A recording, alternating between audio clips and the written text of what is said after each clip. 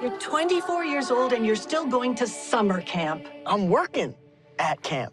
Which way are we going? How many summers does a guy get to spend here? A lot, apparently. I mean, you're an incredible actor. Was this always the plan to jump behind the camera and, write and direct? When did this pop up? Yeah, I think it was always the plan to eventually start directing films. I think even from like a super, super young age. Like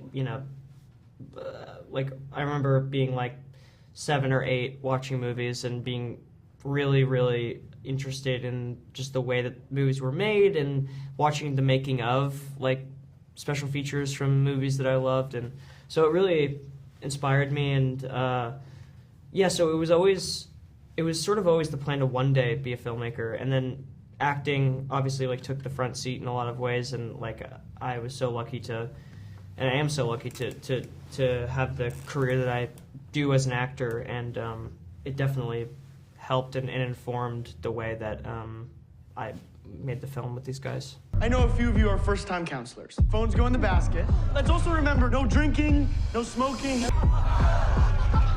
Hi, Chris. Hey, Shannon. You co-wrote and co-directed. First off, what's the origin of the story? Since you co-wrote it, where'd the idea come from? Funny enough, I had written this little short film about a bunch of kids at a summer camp, and there was a killer, and then they found a kill list, and the kill list was ordered from hottest to least hot, and the idea was that the character in this short film was really offended that he was so ranked as not being hot, and he was more offended by that than he was concerned that people were being killed.